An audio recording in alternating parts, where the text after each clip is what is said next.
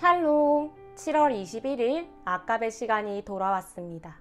오늘 함께 나누실 말씀은 예레미야 7장 16절에서 29절까지의 말씀입니다. 저희는 계속해서 예레미야를 묵상했는데 예레미야가 이스라엘 백성들을 향해 선포한 메시지는 돌아오라, 하나님께로 돌아오라는 메시지였습니다. 하나님께로 돌아온다는 것은 단순히 종교적인 생활을 열심히 한다는 의미가 아니라 어저께 나눴던 말씀처럼 길과 행위를 바르게 하는 것이었습니다.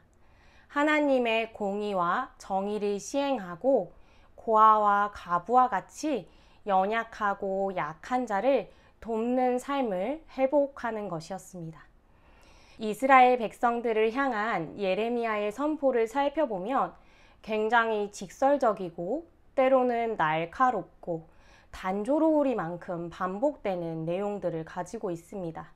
제가 6년 전 저희 중등부 아이들과 함께 큐티 학교를 했을 때 본문이 예레미야였는데 아이들이 한 주 동안 묵상했던 내용이 모두 동일했던 기억이 납니다. 우상 숭배를 하지 말자, 하나님께 돌아가자, 하나님께 순종하자. 그리고 그 당시 아이들이 큐티를 하면서 굉장히 힘들어 했었는데 맨날 내용이 똑같은데 뭘 적용을 해야 될지 모르겠다라는 반응을 보였었던 기억이 납니다. 아마 지금 예레미야를 함께 살펴보고 있는 성도님들 가운데도 비슷한 느낌을 받으시는 분들이 계실 거라고 생각합니다. 그런데 이렇게 명확하고 반복되는 예레미야의 외침에도 불구하고 이스라엘 백성들은 깨닫지도 못하고 돌아오지도 않습니다. 하나님께서는 이제 예레미야를 향해 다음과 같이 선포하십니다. 16절 말씀입니다. 그런즉 너는 이 백성을 위하여 기도하지 말라. 그들을 위하여 부르짖어 구하지 말라. 내게 간구하지 말라. 내가 내게서 듣지 아니하리라.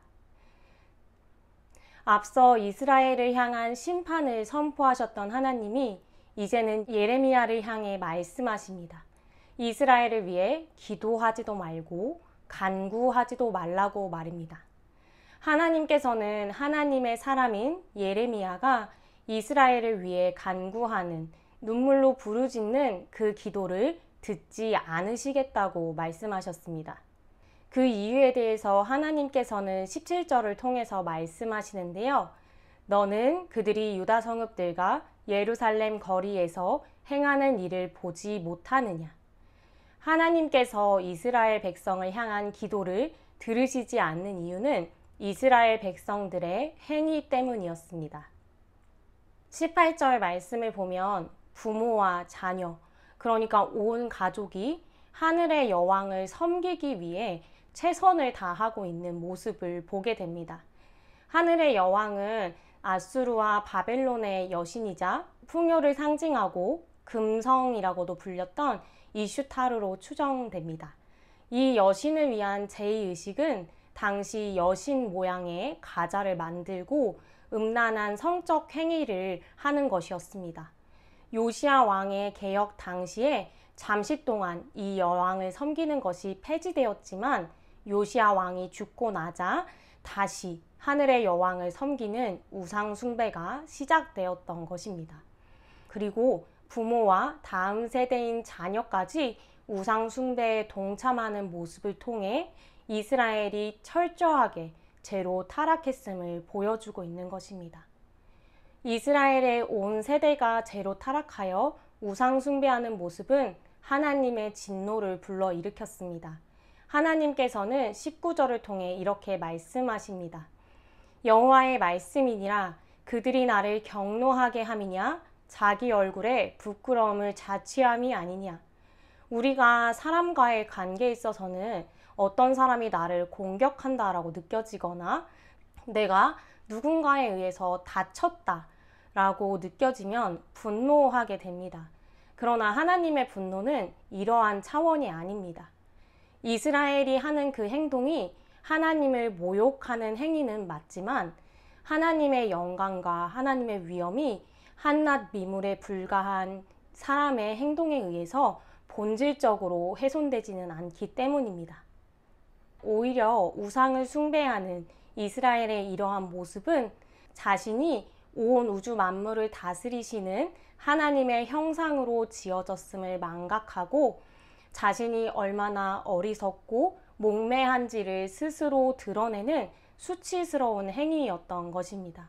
하나님께서는 이런 이스라엘을 향해 20절 말씀과 같이 심판을 선고하십니다. 그러므로 주 여호와께서 이와 같이 말씀하시니라. 보라, 나의 진노와 분노를 이곳과 사람과 짐승과 들나무와 땅의 소산에 부으리니 불같이 살라지고 꺼지지 아니하리라 하시니라. 철저하게 타락한 이스라엘에 대한 심판은 사람에게만 미치는 것이 아니었습니다. 선악과를 따먹은 인간의 죄로 인해 온 우주 만물이 황폐해지고 고통받았듯이 노아 때에 사람의 죄악으로 온 우주 만물이 홍수로 심판받았듯이 소돔과 고모라처럼 온 성이 불바다가 되었듯이 이스라엘 백성들뿐만 아니라 그 성전도 땅도 그곳에 있는 모든 만물이 황폐해질 것을 말씀하고 계신 것입니다. 본디 사람은 하나님의 형상이자 하나님의 대리자로서 피조된 세계를 다스리고 돌보는 존재로 지음받았습니다. 그러나 그러한 존재인 인간이 죄로 타락하게 되자 하나님의 심판으로 인해 피조물이 함께 탄식하며 고통을 겪는 일이 일어날 것이라고 다시 말씀하고 계신 것입니다. 하나님께서는 이제 이스라엘을 향해 이렇게 말씀하십니다. 21절 말씀인데요. 만군의 여호와 이스라엘의 하나님께서 이와 같이 말씀하시되 너희 희생제물과 번제물의 고기를 아울러 먹으라. 이 말씀은 명령어로 되어 있기 때문에 하나님께서 뜬금없이 이스라엘 백성들에게 희생제물과 번제물로 바쳤던 고기를 먹으라고 명령하시는 것처럼 이해될 수 있습니다. 그러나 이것은 고기를 먹으라는 하나님의 명령이 아닙니다. 본디 번제는 제물의 가죽과 내장을 빼고 모두 불사르는 것이었습니다. 그러니 번제물의 고기는 먹을 수 있는 것이 아니지요. 하나님께서 희생 제물과 번제물의 고기를 먹으라 라고 말씀하신 이유는 이스라엘이 하나님께 드리는 제사, 즉 예배가 하나님이 받으시는 예배가 아니라 그들의 식사를 위해 고기 굽는 정도밖에 되지 않았다라는 뜻입니다. 왜 그럴까요? 그것은 하나님께 드려지는 예배라는 것은 형식으로만 완전한 것이 아니기 때문입니다. 23절 말씀을 보면 오직 내가 이것을 그들에게 명령하여 이르기를 너희는 내 목소리를 들으라. 그리하면 나는 너희 하나님이 되겠고 너희는 내 백성이 되리라. 너희는 내가 명령한 모든 길로 걸어가라. 그리하면 복을 받으리라 하였으나 하나님께서 진정으로 원하셨던 것은 어떤 제물을 준비하고 절차를 따라 드리는 형식 이전에 하나님과의 깊은 관계였습니다. 나는 너희의 하나님이 되겠고 너희는 내 백성이 되리라 하는 본질 말입니다.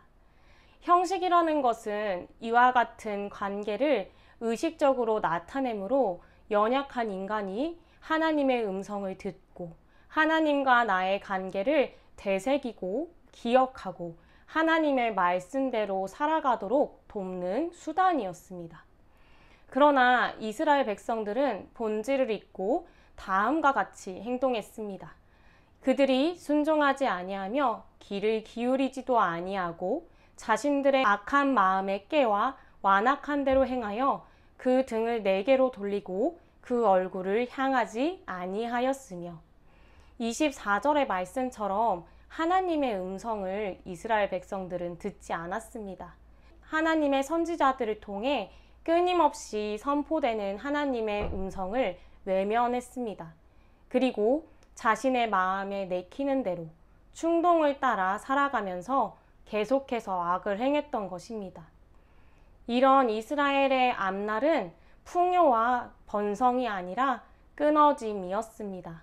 하나님께 거절받고 던져지는 것이었습니다. 그렇기에 하나님께서는 예레미야에게 머리털을 베어 슬픔을 표현하고 통곡하라고 말씀하고 계십니다. 이스라엘 백성들은 왜 이런 반응을 보였을까요? 그들에게 믿는 구석이 있었기 때문입니다. 죄악된 삶을 살면서도 나는 하나님의 자녀로서 잘 살고 있고 하나님께서 나를 버리실 리 없어. 하나님께서는 나에게 평안을 주실 거야 라고 정당화할 수 있는 것이 있었기 때문입니다. 그것이 바로 성전이었습니다. 이스라엘 백성들의 신앙에는 성전이 있는데 하나님의 임재를 상징하는 성전에다가 이스라엘은 가나안의 사상을 입혔습니다. 그리고 성전이 우리에게 있기에 우리가 이 성전에서 예배드리고 있기에 하나님의 임재와 보호가 우리의 삶과 상관없이 보장된다라고 생각했던 것입니다. 그러니까 겉으로는 하나님을 섬기는 것처럼 보였으나 실상은 하나님을 일개 우상과 동일하게 취급하고 또 다른 우상 숭배를 행하고 있었던 것입니다. 돌이키지 않는 이스라엘 백성에게는 성전과 성전에서 드리는 예배가 있었습니다. 오늘 우리에게도 그러한 것들이 있을 수 있습니다. 우리의 예배, 우리의 경건생활, 사역, 직분, 또 나의 경험과 생각들이 우리가 하나님께로 돌이키지 않고 나를 정당화하는 수단, 또 다른 우상 숭배로 자리 잡고 있을 수 있다는 것입니다. 23절 말씀을 보면 오직 내가 이것을 그들에게 명령하여 이르기를 너희는 내 목소리를 들으라. 그리하면 나는 너희 하나님이 되겠고 너희는 내 백성이 되리라. 너희가 내가 명령한 모든 길로 걸어가라. 그리하면 복을 받으리라 하였으니 라고 말씀하고 계십니다. 오늘 하루를 살아갈 때에 먼저 주님 앞에 무장해제하고 나아가시길 소망합니다. 나의 생각, 나의 방법, 내가 생각하는 하나님에 대해서 다 내려놓고 잠잠히 주님의 목소리에 귀를 기울이시길 소망합니다. 그리고 나는 너희의 하나님이 되고 너희는 내 백성이 되리라는 하나님의 음성에 귀를 기울이시길 소망합니다.